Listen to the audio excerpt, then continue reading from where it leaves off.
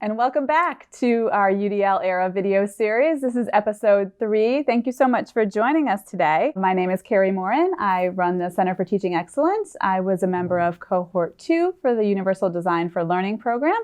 I have my colleague and friend, Sheehan.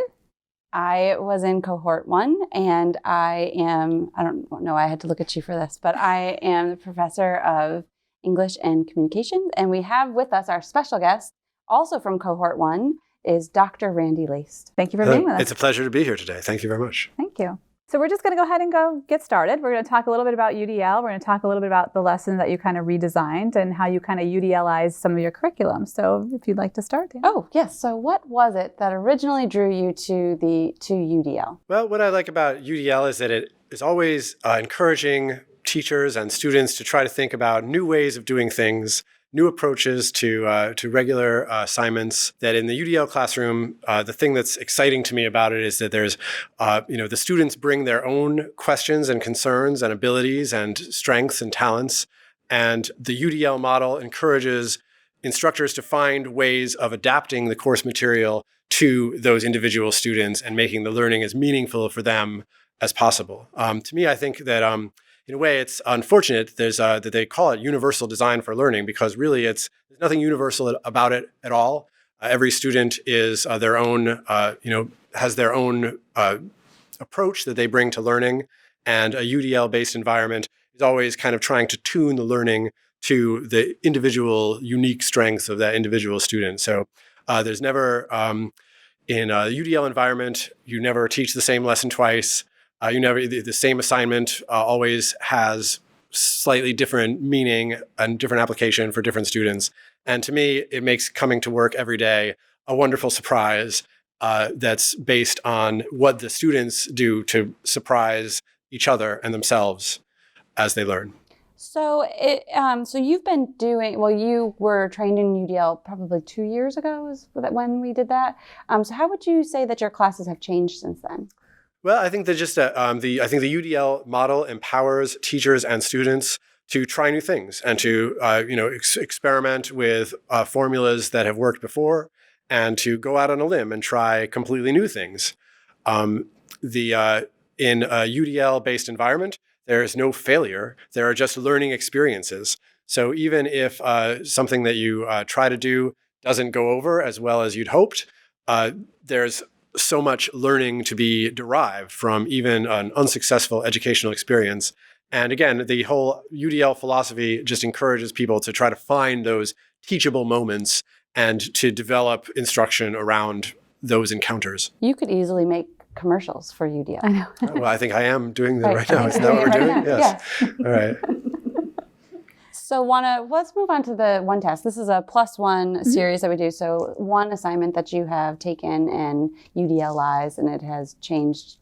It's changed exponentially. Mm-hmm. So can you talk a little bit about one particular assignment that you've what we try to do in these little series is to basically focus on one little small piece, because it doesn't have to be a big, massive change, right? We just want to show other faculty members that you can make a change and you can start small with one little assignment, one little activity, one little lesson. So can you give us an example of one that you did? Yeah, sure. Well, I mean, there's so much that we're doing differently in this particular class, but one of the things that stands out to me that is a little bit different from kind of a regular writing class or a traditional writing class has to do with the way that students present their reading to one another.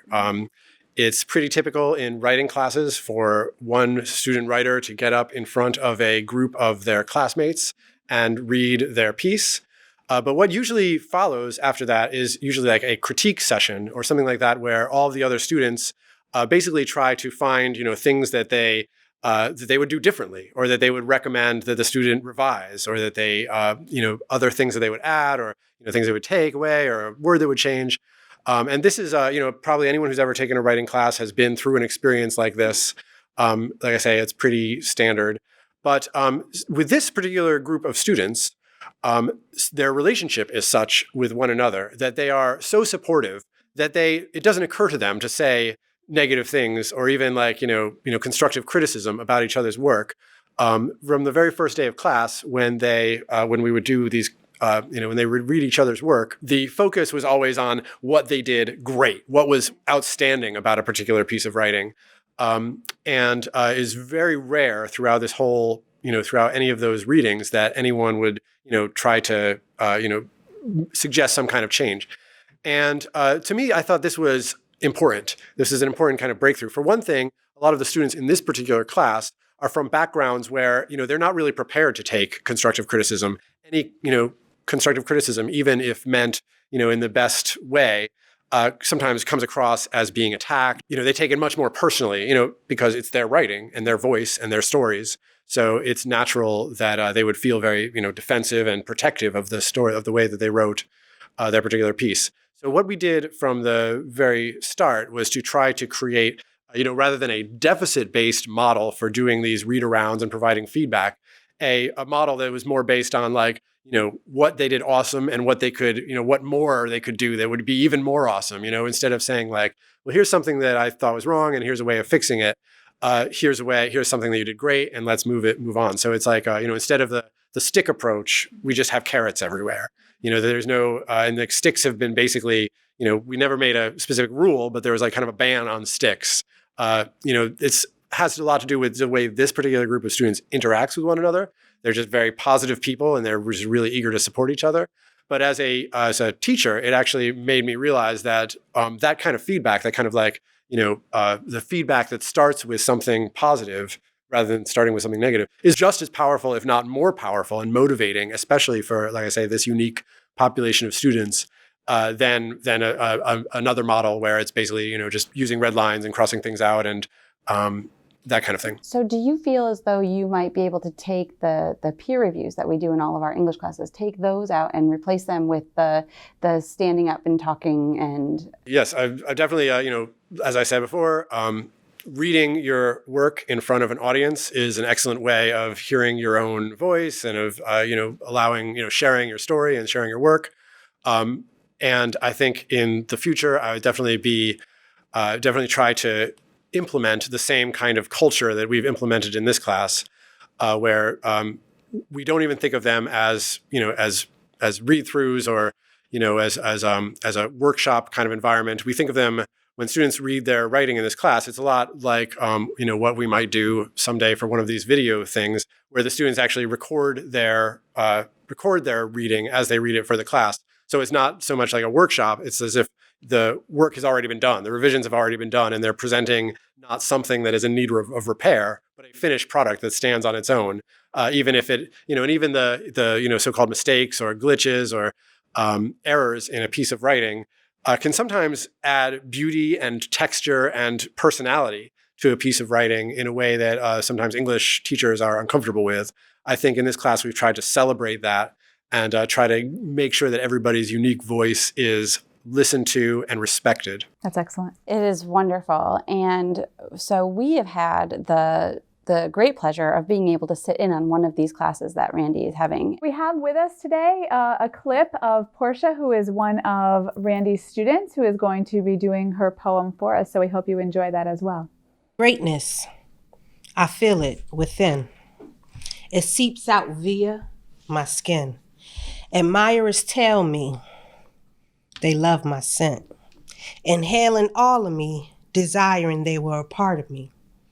Greatness, it's within. Flowing ever so gently through my veins and delicately thrushing air from inside my rib cage. The tilt in my neck as I walk, the confidence, the poise, all in vain. My unpretentious thoughts of saving our nation, to give back and introduce informal and formal conversations. Greatness, it's within me, shooting through my eyes onto you, exhibiting gratitude in everything I do. Growing my hair out, taking back my roots, loving every bit of myself. Greatness is within me. Illustrated by my walk, transparent in the way I talk. The knowledge that I consume entices the illiterate and ignorant to be more open-minded and less grounded. Greatness is within.